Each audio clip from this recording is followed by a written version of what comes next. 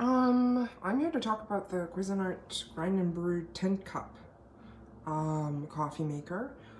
Overall, it's a pretty good machine. I've been on the market for a grind and brew machine because of my limited space on my countertops. I do live in a pretty small apartment.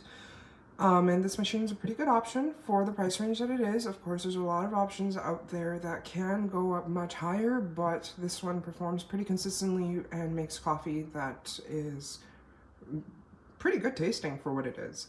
So the pros of the machine are that, I don't have to go out and buy coffee. It is so much cheaper than buying Starbucks every day.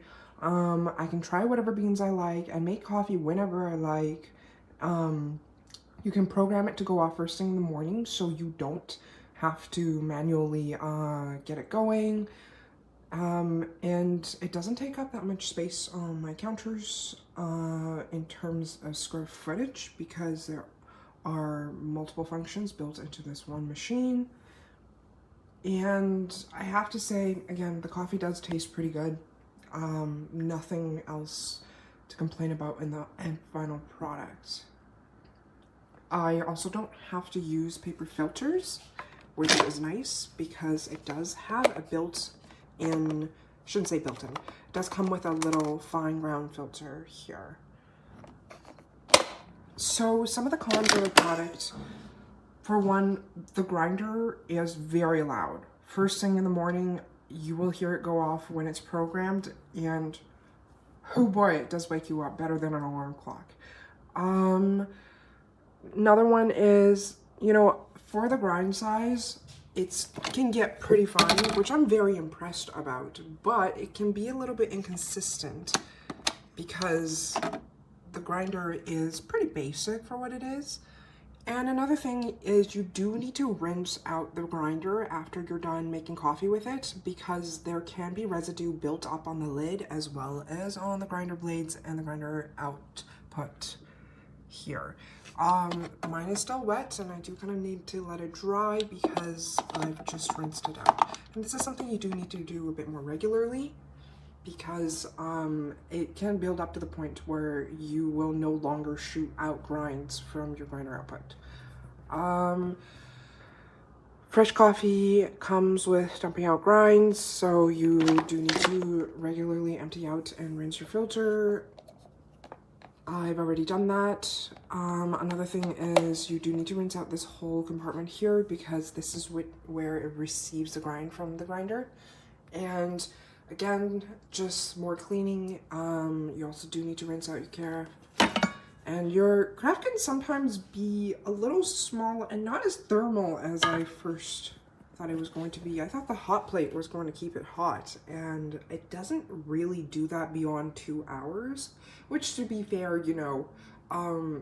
is pretty much the lifespan of a outside cup of coffee that you've just bought. But again, I really thought that having the thermograph was going to help with that. Another thing that I have to mention that I'm slightly disappointed, but I really shouldn't be surprised, and I've learned to deal with it as well, is that this coffee machine does not store grinds, and it does not really store water. So every time you run a cycle of it, you essentially have to predict how much water and how many scoops of beans you'll be using. And that's because it uses 100% of the beans and 100% of the water every time. So say you want to make something that's equivalent to 6 cups of water here, which, as you can tell, is about a little bit past halfway on the water stores. So I found 6 cups is just a tiny bit over a liter, about 1,100 mils of water.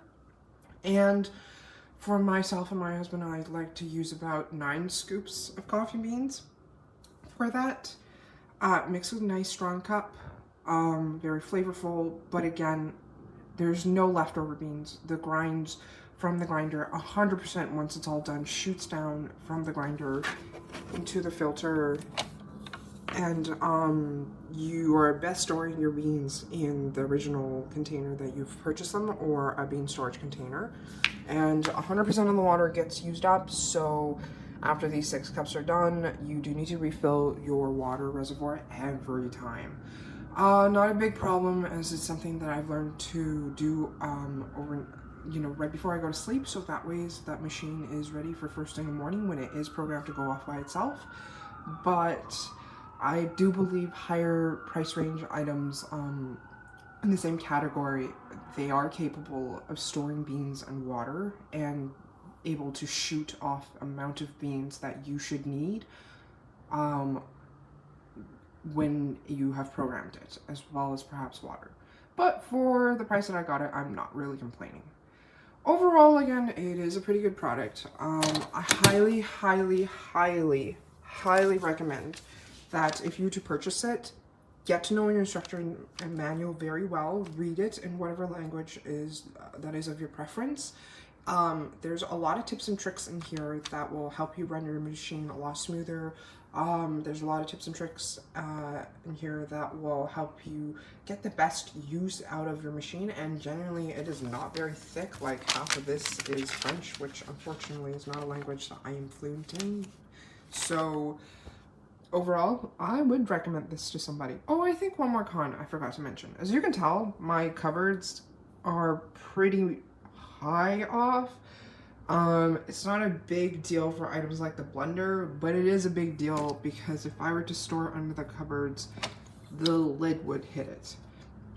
And that's been the pet peeve of mine. I'm perfectly capable of living with it stored out in its own space with no higher objects above it, but I genuinely thought when I got it, I was going to be capable of just storing it under the cupboard, but you do need to access things that are under the lid quite frequently, such as replacing and replenishing your beans and water, as well as the charcoal water filter here, which does need to get changed out quite frequently, but living in Vancouver, I'm blessed with very soft water. So yeah.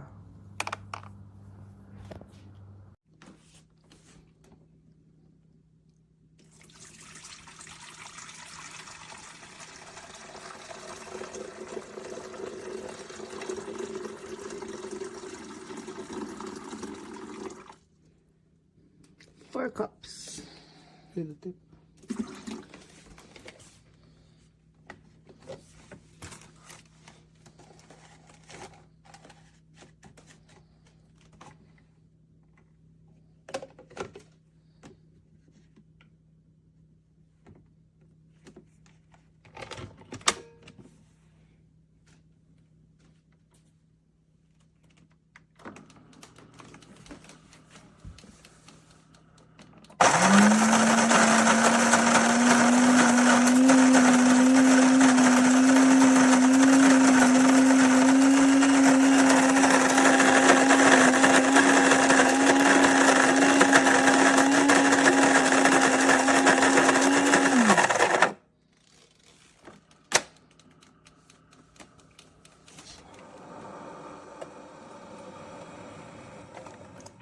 Steaming hot.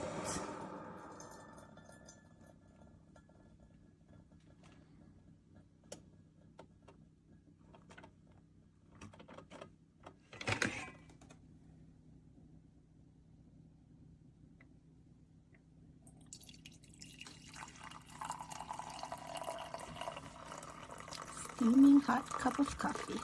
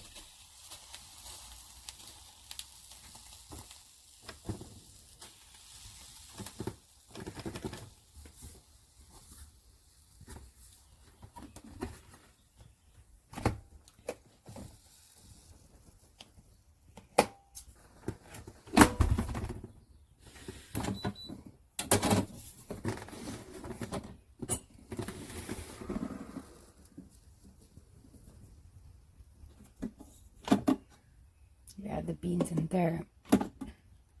And this thing needs to be cleaned out before I'll leave it out later. And you pour the water in this side here.